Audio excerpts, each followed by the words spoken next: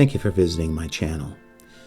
Tonight's story is one by M.R. James called Rats.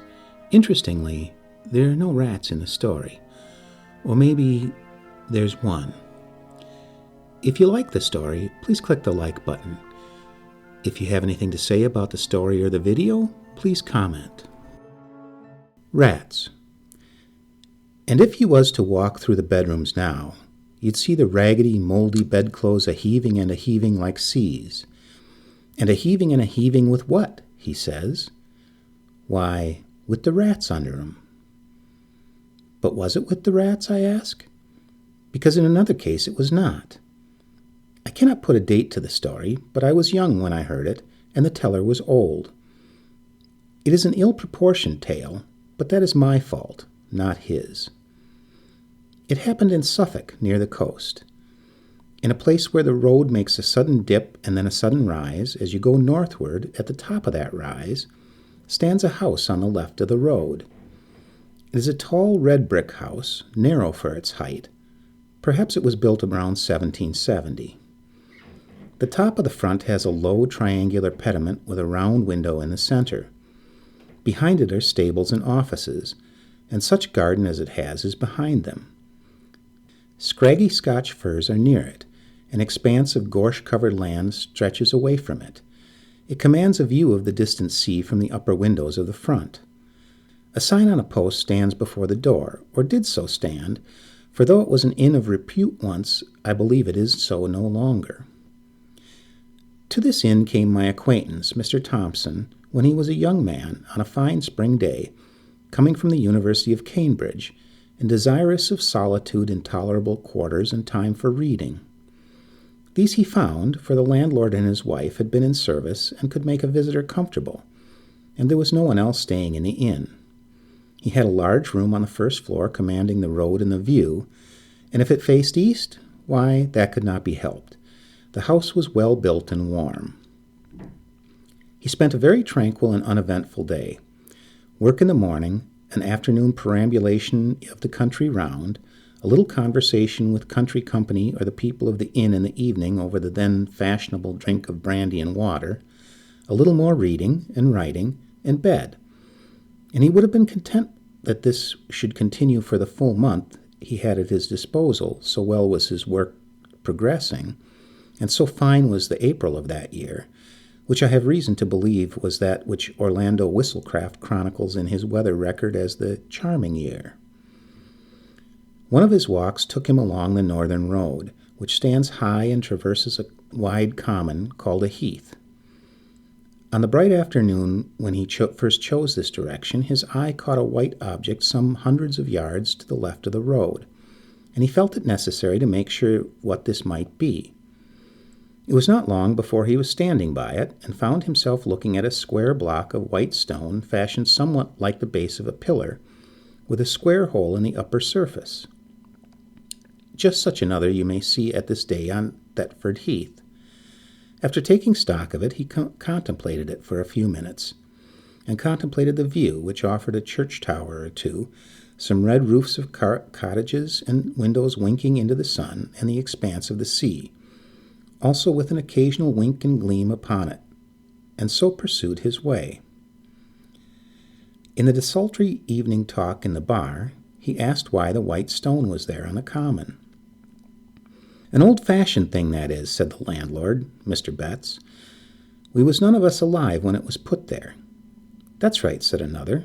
"It stands pretty high," said Mr. Thompson. "I dare say a sea mark was on it some time back." "Ah, yes," Mr. Betts agreed. "I have heard they could see it from the boats. But whatever there was, it's fell to bits a long time ago." "Good job, too," said a third. "'Twarn't a lucky mark, by what the old men used to say. Not lucky for the fishing, I mean to say." "Why ever not?" said Thompson. "Well, I never see it myself," was the answer. "But they had some funny ideas, what I mean peculiar, them old chaps, and I shouldn't wonder that they made away with it themselves." It was impossible to get anything clearer than this. The company, never very voluble, fell silent, and when next someone spoke, it was of village affairs and crops. Mr. Betts was the speaker. Not every day did Thompson consult his health by taking a country walk. One very fine afternoon found him busily writing at 3 o'clock. Then he stretched himself and rose, and walked out of his room into the passage. Facing him was another room, then the stairhead, then 2 more rooms, one looking out to the back, the other to the south. At the south end of the passage was a window, to which he went, considering with himself that it was rather a shame to waste such a fine afternoon. However, work was paramount just at the moment. He thought he would take 5 minutes off and go back to it, and those 5 minutes he would employ, the Bettses could not possibly object, to looking at the other rooms in the passage, which he had never seen. Nobody at all, it seemed, was indoors. Probably, as it was market day, they were all gone to the town, except perhaps a maid in the bar. Very still the house was, and the sun shone really hot. Early flies buzzed in the window panes. So he explored.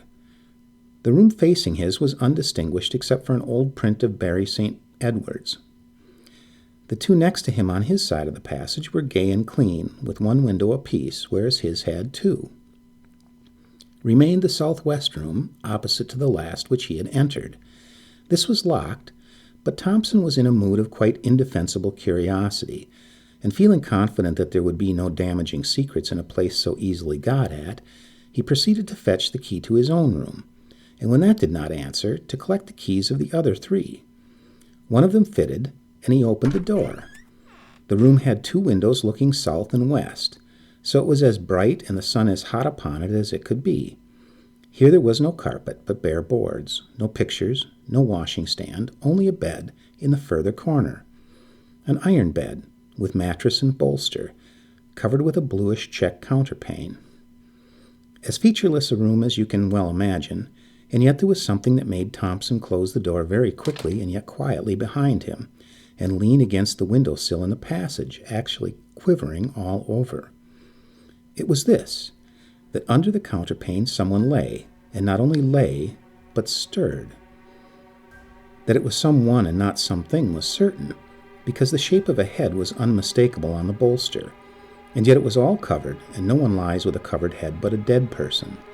And this was not dead, not truly dead, for it heaved and shivered. If he had seen these things in dusk or by the light of a flickering candle, Thompson could have comforted himself and talked of fancy. On this bright day that was impossible. What was to be done? First, lock the door at all costs. Very gingerly he approached it, and bending down listened, holding his breath. Perhaps there might be a sound of heavy breathing, and a prosaic explanation. There was absolute silence. But as, with a rather tremulous hand, he put the key into its hole and turned it, it rattled, and on the instant a stumbling, padding tread was heard coming towards the door. Thompson fled like a rabbit to his room and locked himself in. Futile enough, he knew it was. Would doors and locks be any obstacle to what he suspected? But it was all he could think of at the moment, and in fact nothing happened. Only there was a time of acute suspense, followed by a misery of doubt as to what to do. The impulse, of course, was to slip away as soon as possible from a house which contained such an inmate. But only the day before he had said he should be staying for at least a week more, and how, if he changed plans, could he avoid the suspicion of having pried into places where he certainly had no business? Moreover, either the Bettses knew about the inmate, and yet did not leave the house, or knew nothing, which equally meant that there was nothing to be afraid of, or knew just enough to make them shut up the room, but not enough to weigh on their spirits. In any of these cases it seemed that not much was to be feared, and certainly so far as he had no sort of ugly experience. On the whole, the line of least resistance was to stay. Nothing took him past that door, and often as he would pause in the quiet hour of the day or night in the passage and listen, no sound whatever issued from that direction. You may have thought that Thompson would have made some attempt at ferreting out stories connected with the inn, hardly perhaps from the Betts, but from the parson of the parish, or old people in the village. But no, the reticence which commonly falls on people who have had strange experiences and believe in them was upon him. Nevertheless, As the end of his stay grew near, his yearning after some kind of explanation grew more and more acute. On his solitary walks, he persisted in planning out some way, the least obtrusive, of getting another daylight glimpse into that room, and eventually arrived at this scheme. He would leave by an afternoon train, about 4 o'clock. When his fly was waiting, and his luggage on it, he would make one last expedition upstairs to look round his own room and see if anything was left unpacked. And then, with that key, which he had contrived to oil, as if that made any difference, the door would once more be opened for a moment and shut. So it worked out. The bill was paid, the consequent small talk gone through while the fly was loaded. Pleasant part of the country, very comfortable. Thanks to you and Mrs. Betts. Hope to come back sometime, on one side. On the other, very glad you found satisfaction, sir. Done our best. Always glad to have your good word. Very much favored we'd been with the weather, to be sure. Then, I'll just take a look upstairs in case I've left a book or something out. No, don't trouble. I'll be back in a minute. And as noiselessly as possible, he stole to the door and opened it. The shattering of an illusion, he almost laughed aloud. Propped, or you might say sitting, on the edge of the bed was nothing in the round world but a scarecrow. A scarecrow out of the garden, of course, dumped into the deserted room.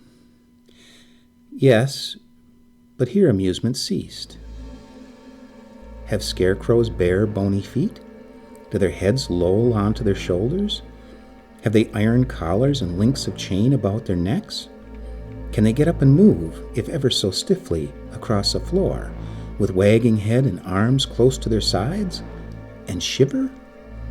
The slam of the door, the dash to the stairhead, the leap downstairs were followed by a faint. Awakening, Thompson saw Betts standing over him with the brandy bottle and a very reproachful face.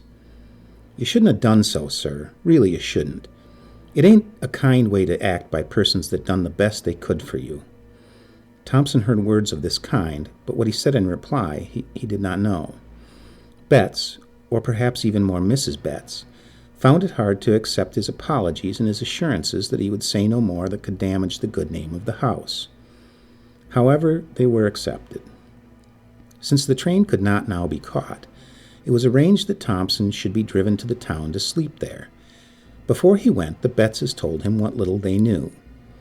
They says he was landlord here a long time back, and was in with the highwaymen that had their beat around the heath. That's how he came by his end.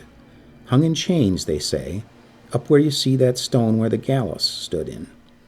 Yes, the fishermen made away with that, I believe, because they see it out at sea, and it kept the fish off, according to their idea. Yes, we had the account from the people that had the house before we come.